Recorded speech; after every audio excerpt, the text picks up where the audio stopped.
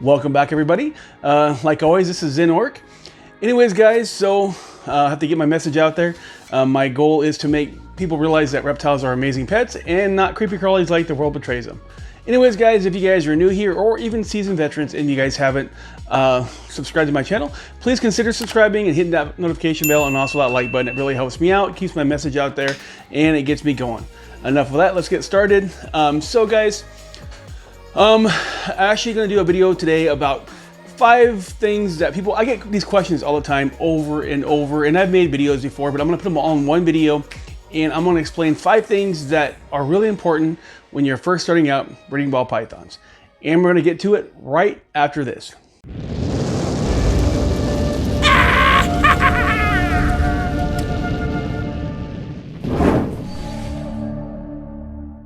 Welcome back, everybody. So thank you for joining me once again. So obviously you guys know I'm all about getting people into the reptile hobby and into breeding reptiles, mainly ball pythons. I do other reptiles too, but these are 5 questions I get all the time. And let's start with question number 1. The question is can you make money breeding ball pythons? Definitely you can make money breeding ball pythons. Are you going to make a major living? You probably can. It's just going to take a little bit of time. You can make money the first year if you do it right, if you plan it right, if you get some adults and breed them. But honestly, guys, most people, I'd say 80% of most people are going to make some extra money, or they're going to have a hobby that pays for itself. I make decent money, but not enough to quit my job, but I do make extra money. I think if I actually put my mind to it, I probably could make just as much money as my job, but I do like the security of where I work. I love my insurance. I love my, knowing every payday I'm going to get paid and all my bills are paid. But if you're looking to get freed of the daily grind, it can be done, but I wouldn't recommend it.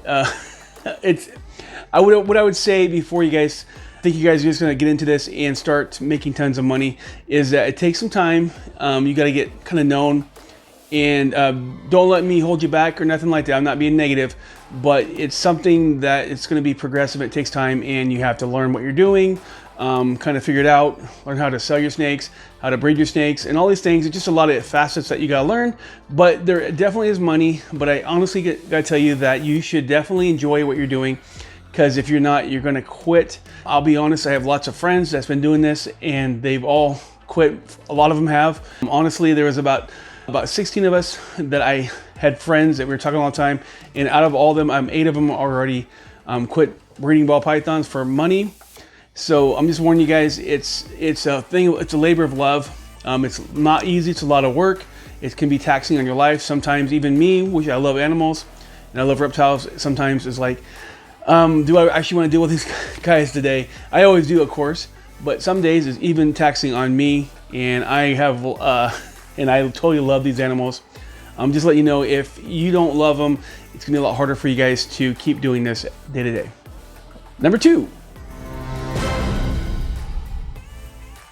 Another question I get: which morph should I buy first? Now, I can't answer that for you. I can tell you which ones that actually sell better. Honestly, if you're looking to make money right away, honestly, I would go with clown, pied, or banana. Those are the genes that's going to make money right away, because if you go to all the websites and different things that people breed ball pythons, banana is really hot. I mean, people love the look of banana. The reason is because it looks pretty cool and it's pretty easy to make. You go to a lot of shows, you see a lot of banana and stuff, and it's just because you're selling to people that are pet driven and they want pets to look cool.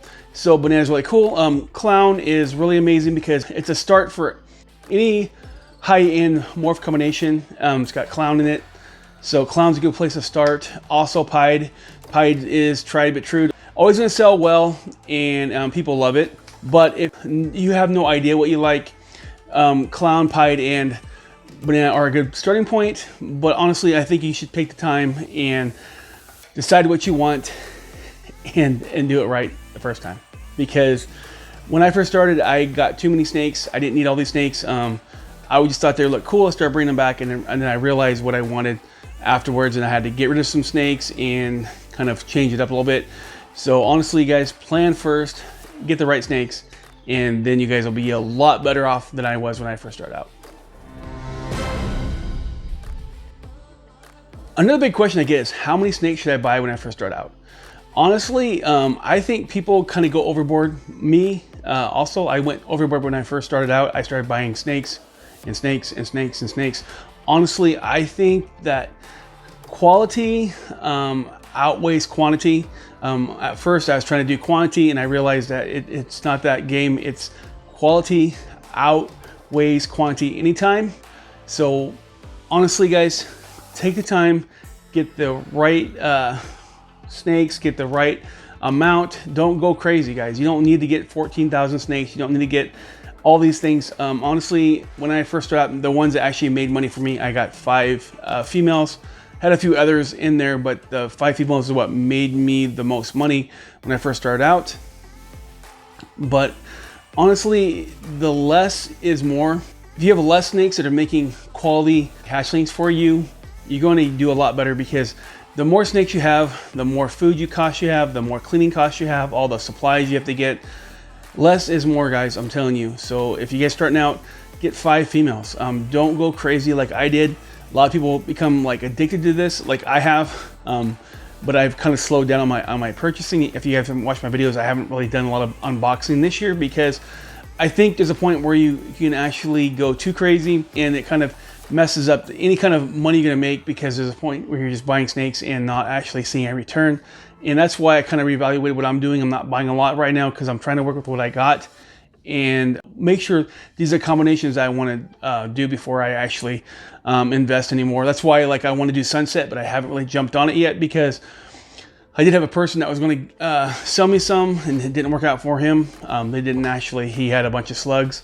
So I'm just taking my time and slowly adding to my collection now, because I want every snake to be the right one that I want to work with.